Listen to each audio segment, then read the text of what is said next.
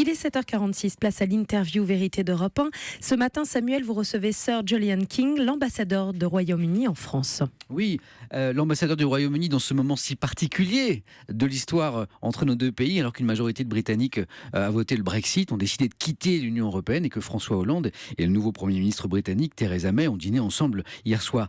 Bonjour, comment dois-je vous appeler d'abord ? Julian King ou Sir Julian King ? Vous avez été anobli par la reine il y a 2 ans. Qu'est-ce que vous préférez ? Julian.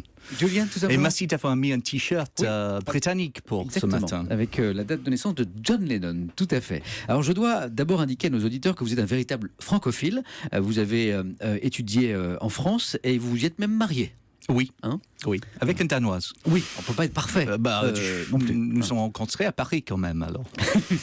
Francophile donc, et un diplomate qui à titre personnel était pour le Remain, pour que la Grande-Bretagne reste dans l'Union européenne. Comment vous avez vécu, vous, personnellement ? À titre personnel. Oui, justement. Alors, Mais non. comment vous avez vécu cette décision des Britanniques ? Vous qui étiez à titre personnel pour le Remain ? À titre personnel, je tenais à préciser quand même que je fais mon métier. Et mon métier, c'est de soutenir la position du gouvernement. Et quand vous savez bien, la position du gouvernement dans la campagne du référendum, c'était pour le maintien. Mais on a eu un vote. Le peuple, mes co-citoyens, ont choisi la sortie. Et maintenant, comme Theresa May a dit à plusieurs reprises, Brexit means Brexit. C'est-à-dire, on va sortir, on va partir, mais on veut l'organiser, ce processus, dans le calme, dans l'ordre, sans heurts. Et c'est ça qu'elle a discuté hier soir avec le président. Je reparle encore un peu de vous avant de parler de Theresa May, puisque vous êtes fortement pressenti, c'est important, pour devenir le nouveau commissaire européen britannique à Bruxelles. Commissaire britannique à Bruxelles, au moment où votre pays va quitter l'Union européenne, c'est quand même très inconfortable ça. Ce matin, vous m'avez invité comme ambassadeur du Royaume-Uni ici en France. Oui, et j'en également reste. futur commissaire européen britannique. On verra. Je dois passer un grand oral devant le Parlement européen au mois de Juncker, le septembre. président de la Commission, a déjà accepté le principe de votre nomination. J'ai eu un entretien très intéressant avec le président, M. Juncker. Il m'a invité de me présenter devant le Parlement européen. Alors, imaginons que cela arrive à son terme. On est d'accord que c'est un petit peu inconfortable quand même comme position pour vous. Non. Nous sommes membres de l'Union européenne. Nous restons membres à titre entier jusqu'à ce que ça soit plus le cas. Alors justement, dites-nous, à quoi joue Theresa May, le nouveau Premier ministre britannique ? Vous savez que la France veut que Londres fasse vite, active au plus vite le fameux article 50 du traité de Lisbonne pour quitter l'Union européenne. Manifestement, Theresa May veut, elle, prendre le temps, elle l'a dit. Pourquoi, dites-nous ? Pour négocier la meilleure sortie possible, c'est ça ? Bon, d'abord, on ne joue pas. On exécute le vote de mes co-citoyens. Et elle a dit dès le début, elle est Premier ministre maintenant depuis une semaine.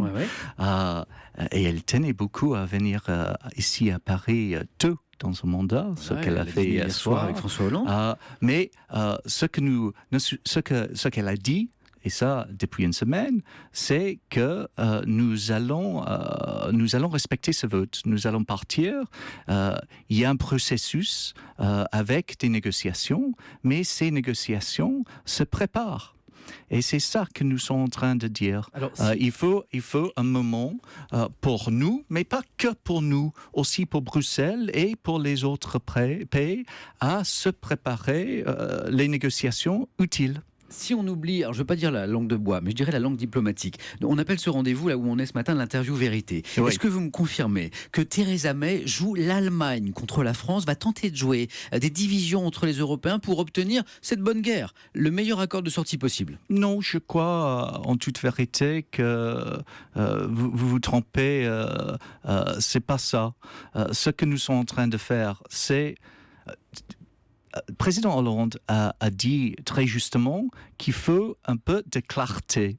Alors, de notre côté, Theresa May a essayé d'être claire. Elle a dit qu'on ne va pas lancer les négociations formelles cette année. avant le début de l'année Ouais. prochaine, mais qu'on va utiliser les quelques mois à venir pour s'organiser les négociations à suivre pour qu'elles passent dans le calme, dans l'ordre, sans heurte, parce que c'est dans l'intérêt de tout le monde. C'est dans notre intérêt, bien sûr. évidemment, c'est dans notre intérêt, mais c'est aussi dans l'intérêt de l'Union européenne et la France, parce que nous quittons l'Union européenne, Ouais. mais nous restons en Europe. Après la fin de ces négociations, Londres restera à 2 heures de train de Paris. Donc, trouver le meilleur Alors accord pour tout le monde. il faut trouver Je vous un entends, accord mais qui fonctionnera Est-ce que vous pour comprenez le Royaume-Uni et pour l'Union européenne à 27. Mais est-ce que vous comprenez que la France n'accepte pas d'entendre Londres dire voilà ce qui m'intéresse dans ma relation avec l'Union européenne, voilà ce qui m'intéresse pas, je vais faire mon marché et on va construire un nouvel accord autour de cela? Mais c'est pas à nous de choisir. C'est une négociation que nous allons mener, j'espère à bien, avec nos voisins pour trouver une façon de vivre ensemble. Trouver un accord gagnant-gagnant. Une dernière chose, vous, le futur commissaire européen, qui aurait préféré, à titre personnel, que la Grande-Bretagne reste au sein de l'Union européenne, craignez-vous de voir demain votre pays qui va sortir de l'Union européenne, de voir demain votre pays affaibli économiquement, diplomatiquement? Non. Ce que nous vivons en ce moment, c'est certainement un choc. Alors, d'abord, un choc politique. Et on a vu la suite. Dans une logique démocratique. Le Premier ministre a fait campagne, il a perdu, il a démissionné, il y a un nouvel Premier ministre. Mais c'est un choc qui ne va pas affaiblir la Grande-Bretagne? Pas nécessairement économiquement. Si on regarde les marchés se portent bien en ce moment. Et en un mot, diplomatiquement? Diplomatiquement, on est un pays ouvert vers le monde et on va le vivre. Merci beaucoup. Merci, Sir Julian King, d'avoir répondu aux questions ce matin de l'interview Vérité.